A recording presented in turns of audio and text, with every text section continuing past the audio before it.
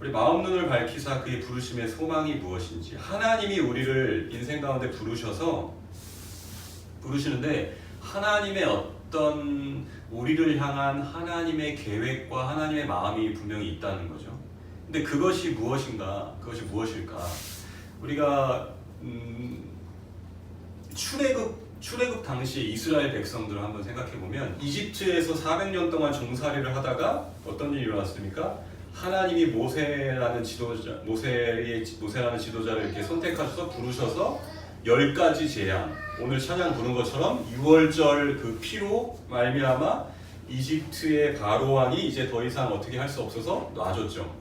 예, 가게 해서 이제 이집트를 나와서 하나님이 어디에 이르게 하셨냐 하면은 홍해 앞에 이르게 하셨다는 거죠.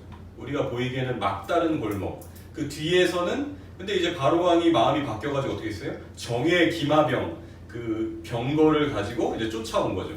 그러니까 뒤에서는 이집트의 그 군사들이 죽이려고 쫓아오고 앞에는 홍해가 가로막혔는데 이것이 누구의 부르심의 결론입니까? 앞에 보여지는 앞에는 홍해고 들어가면 익사, 뒤로 돌면은 뭐예요? 칼에 찔리거나 창에 찔려서 죽는 것. 눈에 보이는 건 이스라엘 백성들이 눈에 보이는 건 뭐예요? 눈에 보이는 건 이제 죽음밖에 없는 그 상황인 거죠. 근데 하나님이 뭐 하셨다고요? 하나님이 이 자리로 하나님이 인도하셨다고요. 그럼 하나님이 이렇게 인도하신 목적과 소망과 이유가 있는 거예요. 그러면 그 상황만 놓고 보면 마음의 눈이 열리지 않으면 어떻게 되는 거예요? 마음의 눈이 열리지 않으면 하나님이 우리를 지금 결국은 희롱하고 죽이려고 이렇게까지 했구나 라는 그 마음의 눈이 열리지 않는 히브리인들, 이스라엘 백성들이 하나님께 대놓고 욕하지 못하니까 그 분노를 어디다 쏟는 거예요? 하나님의 명령과 하나님의 그 말씀을 위임받은 그 지도자 모세라는 사람한테 그 분노를 쏟아내고 있는 그걸 하나님이 예상하지 못하셨을까요? 하나님은 분명히 예상하셨는데 하나님이 그렇게 인도하신 목적이 무엇이냐?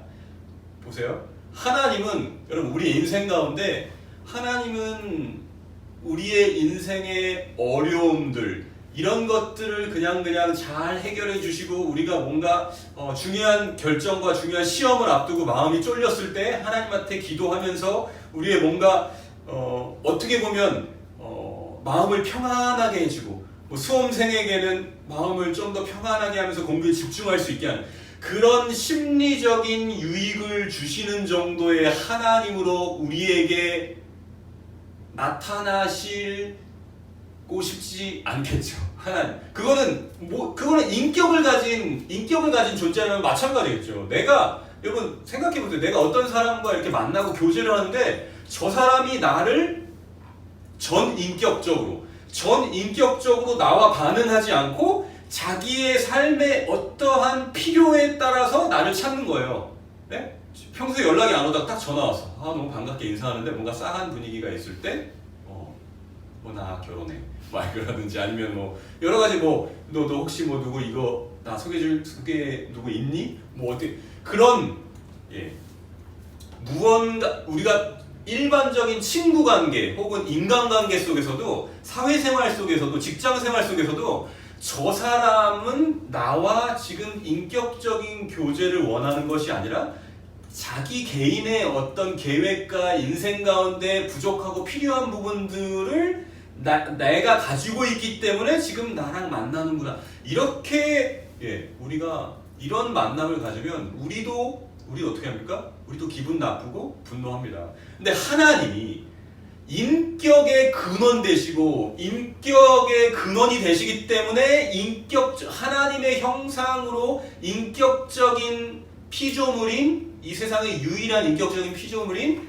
인간을 만드신 그 하나님이 그 인간에게 그 죄에 빠져서 하나님과 원수가 됐을지라도 그 하나님과 원수된 인간들에게 다시 개입하셔서 그 사람을 만나시고 우리 죄인된 인생을 다시 하나님의 생명 가운데로 끌어오기를 원하시는 그 하나님이 우리의 역사와 인생 가운데 개입하셨는데, 하나님이 생각해보세요. 하나님이 이스라엘 백성들이 우리 오늘 할당된 이 노가다가 너무 힘들어요. 하나님 이걸 어떻게 좀 해결해 주세요. 그러니까 물론 그게 해결이 되지만 그 정도를 해결하시기 위해서 우리 인생 가운데 오셨겠습니까? 네, 그 말씀을 드리는 거예요. 여러분, 우리 인생이 지금 여러분들 우리가 같이 모여서 예수 그리스도를 믿는 믿음 안에서 하나님께 지금 예배드리고 있는데, 우리의 각자 지금 고민과 우리 각자 상황과 인생 가운데 마음이 뭔가 쫄려 있거나 마음에 어떤 부담이 있거나 어려움이 있거나 모든 인생들이 다 어떠한 형편 가운데 놓여 있을 겁니다. 모두가 다 뭔가 하나님의 은혜와 하나님의 도우심을 구할 수 있어요. 그것을 구한다는 것 자체는 나쁜 게 아닙니다. 하나님의 존재를 믿기 때문에 우리가 구하는 거죠. 하나님 앞에. 이스라엘 백성들도 그런 신앙이 있었다고요. 역사적인 신앙. 우리는 누구다? 우리는 아브라함의 자손이었다. 우리는 하나님이 아브라함을 갈대아 우르에서 불러내셔가지고 아브라함과 이삭과 야곱의 자손, 그리고 요셉이 이집트의 총리 대신으로 들어와가지고 우리는 이렇게 그런 역사적인 하나님의 여호와 하나님에 대한 신앙을 가지고 있었는데, 이스라엘 백성들이 역사로서의 하나님 여호와 하나님의 신앙이 분명히 있었기 때문에 하나님께 부르짖는 거잖아요. 부르짖는데, 그래서 그 부르짖음에 하나님이 응답하셔서 모세를 보내셔서 엄청난 전에도 없었고 앞으로도 없을 10가지 그 재앙을 이집트 땅에 내리셔서 하나님이 구원하셨다는 거예요. 구원하셨는데 하나님이 이제는 그냥 역사적 신앙, 우리는 이제 자유인이다. 우리 히브리인들은 이제 이집트에 종살이 하지 않고 이 헬조선에서 이제 더 이상 흙수저로 살지 않고 뭔가 내 삶이, 우리 한국 사회에서는 어떤 인생의 반전이란 게 좀 있지 않습니까? 뭔가 대학이라든가 아니면 직장이라든가 혹은 결혼이라든가, 뭐 어떻게 보면 한국 사회 안에서 인생의 로또 이런 거 빼고 그런 인생의 뭔가 반전을 노리는 그 시기에 뭔가 하나님께 간절히 구하면서 내가 이 사회에서 뭔가 상황을 이렇게 반전시키기를 원하는 그 정도의 하나님으로서 여러분들이 뭐 새벽 기도를 한다든지 예배를 드리자든지 헌금을 드리다든지 신앙생활을 하든지 봉사활동을 하든지, 여러분들의 신앙의 목적과 관점과 관심이 무언가 지금 사회 시스템 하에서 나의 자리와 나의 곤고함과 이것들을 조금 변화시키는 것으로서 하나님을 여러분 만나고 있고 예배하고 있다면 우리는 어느 자리에 있는 거예요? 우리는 정확히 히브리인들이 이집트에서 종살이했던 그 400년의 일상을 우리가 오늘 이 땅에서 살아가고 있는 거예요. 그럼 하나님이, 여러분 이걸 잊지 마세요. 그렇다고 하더라도 제가 여러분 정죄하는 건 아닙니다. 정죄하는 게 아니라 그래도 구원 받습니다. 우리가 구원 받죠. 우리가 평생 기복신앙을 추구한다고 할지라도 예수 그리스도를 믿는 그 예수 이름의 능력 아래에서 우리 죄된 인생이 하나님의 자녀로 구원받는 건 변치 않습니다. 그렇지만 하나님이 그걸로 기뻐하실 수가 없어요. 그걸로 만족하실 수가 없어요. 하나님이 우리 인생을 불러내시고 하나님이 아브라함을 갈대아 우르에서 불러내셔서 하나님이 계획하시고 작정하시고 이루어가시는 하나님의 역사가 그냥 얘는 지극히 가족주의적인, 얘는 우리 패밀리야. 그러니까 얘 건들지 마. 네가 얘 건드렸어? 내가 7배로 보복해 줄게. 이게 뭡니까? 이게 우리 등치 있는 분들의 그 세계에서 있는 의리 이거잖아요. 하나님이 그냥 의리의 하나님, 어떤 조직과 내 사람이기 때문에 하나님이 그렇게 보호해 주시고 인도해 주시고 그런 분이 아니라 마치 우리 보스를 위해서, 보스가 우리 조직을 책임져 주셔. 그렇기 때문에 나도 그 보스를 위해서 뭔가 최소한의 어떤 보답을 해야 돼. 막 이런 것으로서 우리가 하나님을 믿고 신앙하고 있다면 여러분 이거는 구원을 떠나서 어떤 거예요? 굉장히 안타깝고 가슴 아픈 일인 거죠. 계속 말씀드렸듯이 그런 신앙이 어떤 신앙일 수 있다고요? 굉장히 겉으로 보여질 때는 모범적이고 성실하고 종교적일 수 있을지라도 그런 신앙이 어떤 신앙일 수 있다고요? 하나님의 집에 거하면서 아버지 집에 거하면서 아버지와 아들, 장자와 아버지의 그 친밀하고 아버지의 마음을 함께하는 아버지의 다스리시는 세상에 내가 아버지의 자녀로서 함께 참여하지 못하는 탕자의 그 첫째 아들 탕자와 우리가 별반 다를 게 없다라는 것. 하나님이 우리 인생을 부르시는데 어떻게 하신다고요? 어떤 부르심의 소망을 가지고 우리를 부르셨다는 거죠.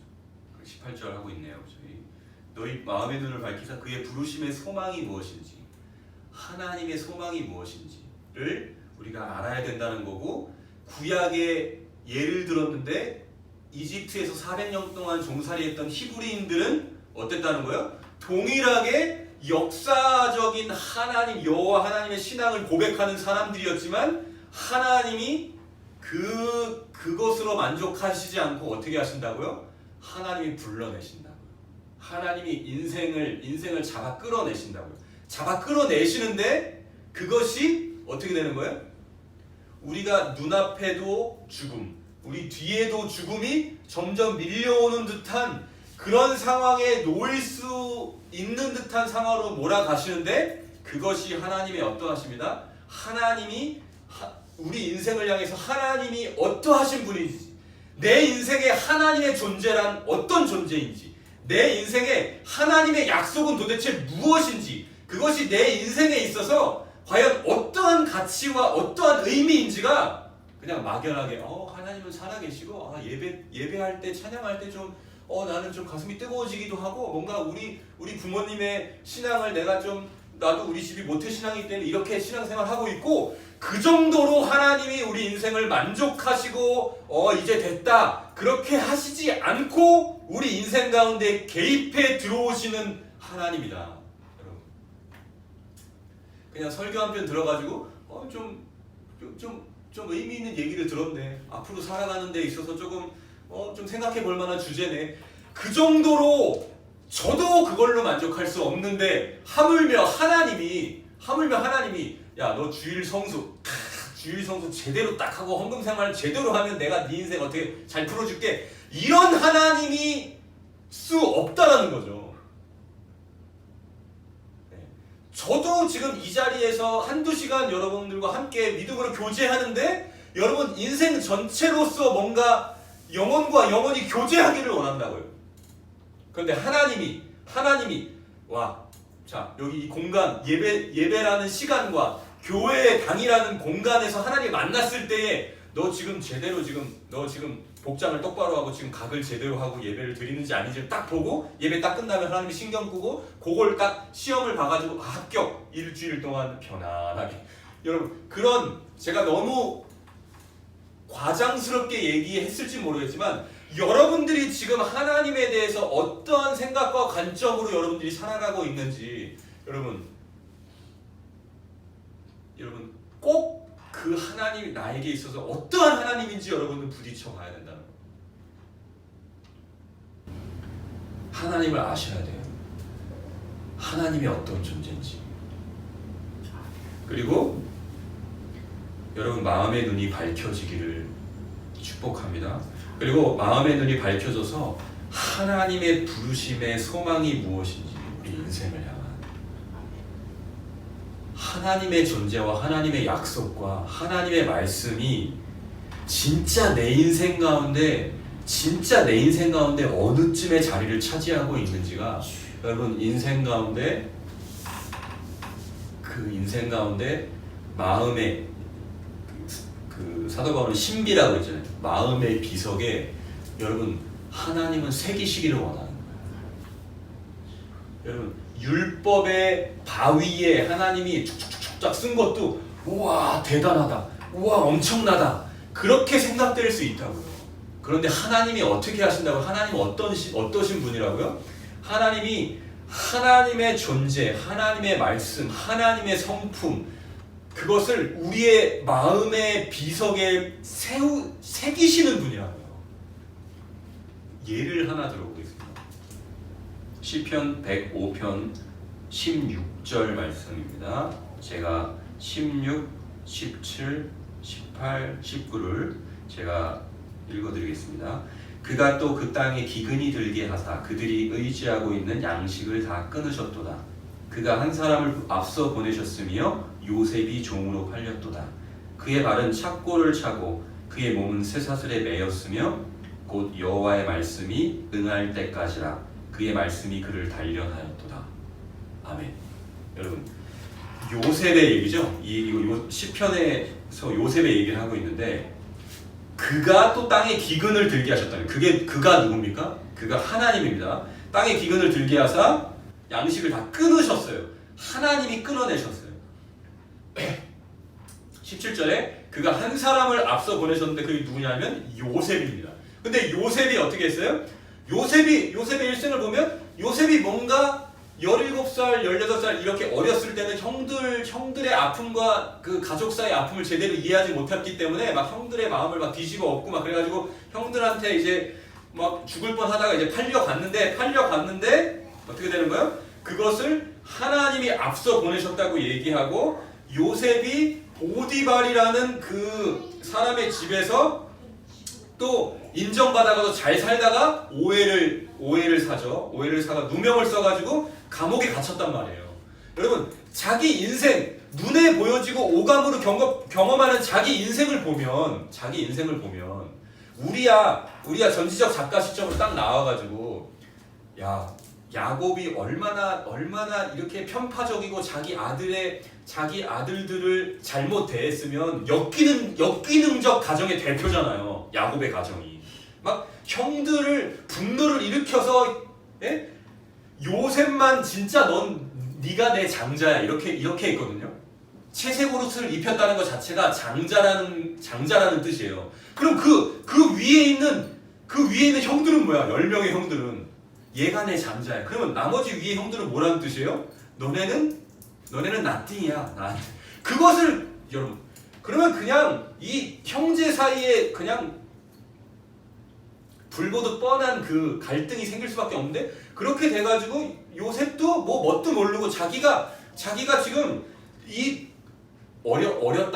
어리기도 했고 아버지의 사랑을 독차지했기 때문에 지금 형들이 얼마나 아파하고 지금 힘들어하는지도 제대로 몰랐어요. 근데 우리가 만약에 드라마로 그걸 본다면 진짜 얄미운 캐릭터라고요. 요셉은 형들한테 죽을만 했어요. 심지어 그러니까 그냥 사람이 감정이입해서 보면. 그런데 요셉 입장에서 들어가 보면 요셉은 그냥 철없던 시절에 갑자기 형들한테 배신당하고 막 저주를 당한 다음에 죽을 뻔하다가 형들이 그냥 회의를 해가지고 팔려서 갔는데 종으로 팔려서 가서 진짜 고생하면서 성실함을 인정받아가지고 뭔가 인생이 좀 풀리나 본다 하는데 또 그 보디발의 사모님의 유혹을 과감하게 딱 거절을 하는데 뭔가 윤리적이고 하나님 앞에서 도덕적인 선택을 딱 했는데 그게 또 어떻게 되는 거예요?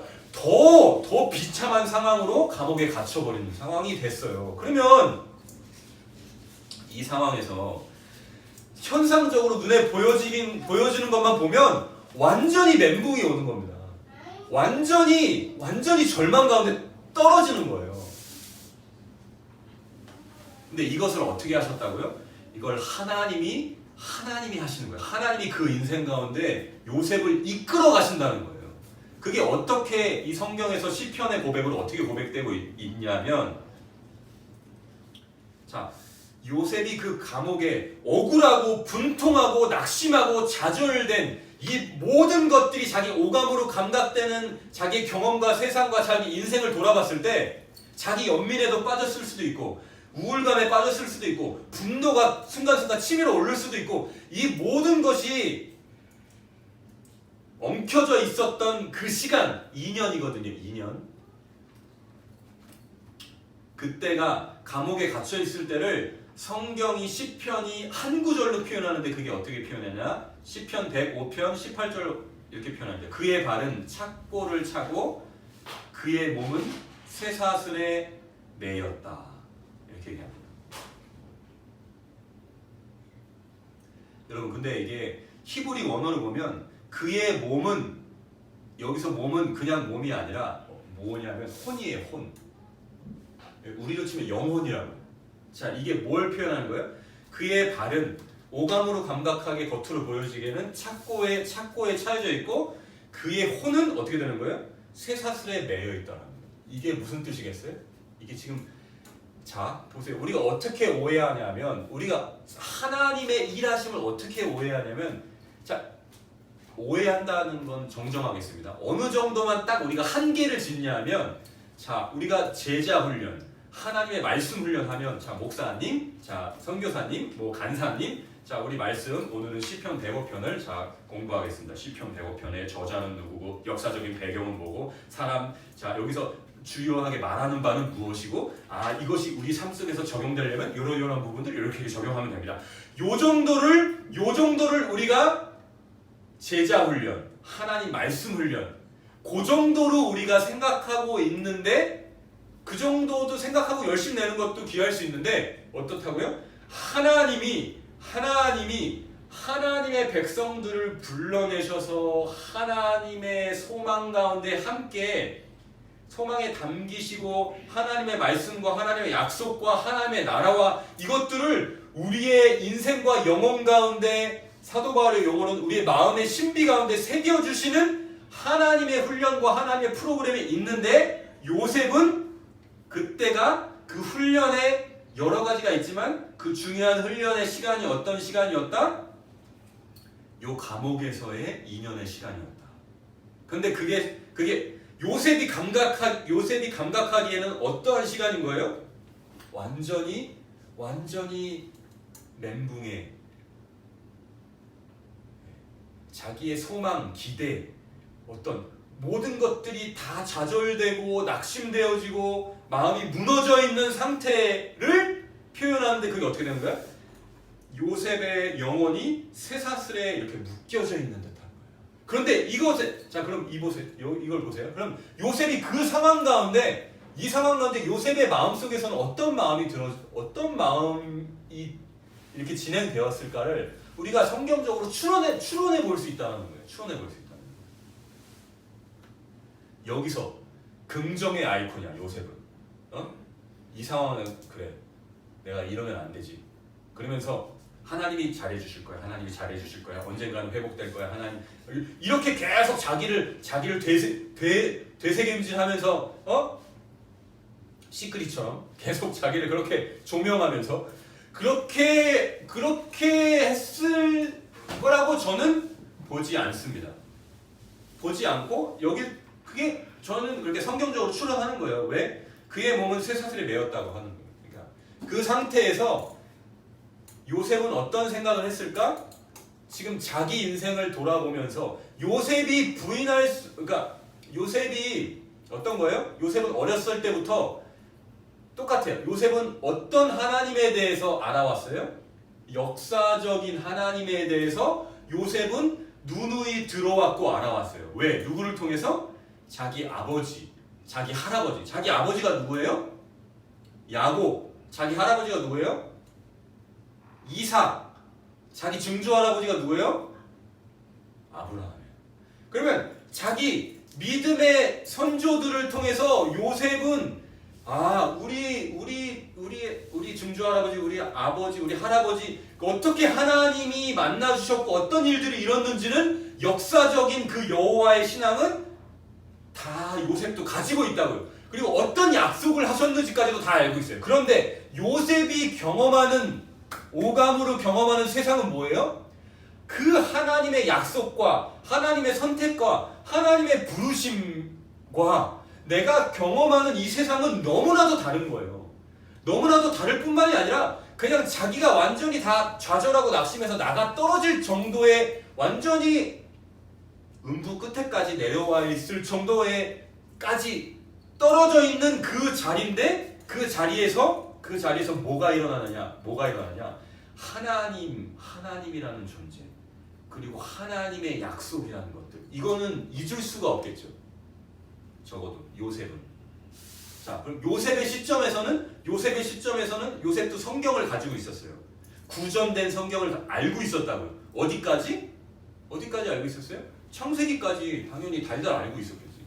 그러면 여러분, 요셉이 이 감옥에 갇히기 전에도 존재했었던 동일한 말씀이지만, 요셉이 이 감옥에서 내 인생 전체의 기대와 소망이 다 날아간 그 자리에서 하나님은 어떠한 분인지, 그 하나님은 내 인생 가운데 과연 어떠한 분인지, 그리고 그 하나님의 약속과 하나님의 말씀이 내 지금 인생 가운데 과연 어떠한 의미와 가치와 그것들을 갖는지가, 이게 뭐 의지를 가지고 내가 뭔가 하나님을 새롭게 알아보고 있어, 이런 것이 전혀 아니라 그냥 이게 생각이 그렇게 돌아가는 거예요. 그걸 성경이 뭐라고 표현한다고요? 그의 말씀이 그를 단련하였도다. 시편 105편 19절. 이 요셉의 영혼의, 이거 표현을 어떻게 해야 될지 모르겠어요. 영혼이 완전히 방전되어 있는 요셉의 영혼과 하나님의 말씀이 이렇게 딱 연합되고 하나되고 버무려지는 시간을 성경이 어떻게 표현한다? 여호와의 말씀이 응할 때까지라 그의 말씀이 요셉을 단련하였도다, 이렇게 말씀합니다. 여러분, 저는 철저하게 무능력한 사람이에요. 저는 여러분 앞에서 제가 뭘 얼마나 연구도 잘 안 하지만 얼마나 성경 말씀을 잘 연구를 해가지고 얘네들 어떻게 감동을 시켜가지고 뭔가 저번 주에 뭔가 제 마음판에 뭔가 이렇게 은혜의 말씀이 새겨졌어요. 네? 전 압니다. 제가 아무리 10년 동안 말씀을 전해도 잘 안 새겨져요. 그런데 뭐예요? 제가 말씀드리는 건, 여러분, 저는 근데 하나님을 믿기 때문에, 이 자리에서 여러분 이렇게 말씀을 전할 수 있고 선포할 수 있는 거예요. 왜? 저는 이거를 여러분들이 뭔가 인생의 상황 가운데 어떤 상황이 딱 놓였을 때 하나님이 일해 가시고 계신데, 이게 내 인생이 도대체 뭐지? 하나님 나 죽이려고 하는 건가? 하나님 나를 도대체 하나님 살아계시면 어떻게 이럴 수가 있어? 혹은 이런 격가지들로 빠져서 뭔가 더 마음이 힘들고 고단하고 어렵고 뭔가 오해에 빠지지 않고 조금 더 그 시간을 단축하고 하나님의 부르심의 소망 가운데 여러분들이 탁 서실 수 있도록 그냥 광야에서 외치는 소리로서, 저는 여기서 그것만으로도 영광스럽고, 그 하나님을 이 시대 가운데 같이 만나서 여러분 같이 여러분 개개인의 인생과 역사 가운데 일하시고 역사하시는 그 하나님, 우리 가운데 그 개개인 가운데 성령 하나님이 임재하셔서 지금 여러분 한 사람 한 사람이 여러분들이 일하는 일터와 가정과 그 삶의 현장에서 하나님이 일하시고, 그 성령 하나님으로 말미암아 그 삼위일체 하나님의 연합된 온전하게 연합과 사랑과 하나님의 교회를 잃어버린 자들을 다시 하나님의 그 온전하심으로 다시 돌이켜 세우시는 하나님의 사역에 여러분들이 부르심 받았고 그렇게 참여하고 있다라는 것을 믿고, 그 일상을 살다가 그 일상을 경험하다가 우리가 같이 함께 모여서 하나님을 찬양하고 함께 교제하는 이 자리에 우리가 오늘 이 예배 가운데 함께 서 있다라는 그 확신 가운데 오늘도 우리가 예배할 수 있고, 언제든지 하나님의 때에 하나님의 방법으로 여러분들이 또 파송될 수도 있고 또 연합될 수도 있고, 그렇게 영광스러운 하나님의 교회로 이 시대 가운데 이 시간과 공간 속에서 한국이라는 21세기 오늘을 살아가는 여러분들의 마음의 눈이 밝혀져서 그의 부르심의 성한 가운데 쓰기를 간절히 축복합니다. 제가 기도하고 오늘 예배를 마치도록 하겠습니다.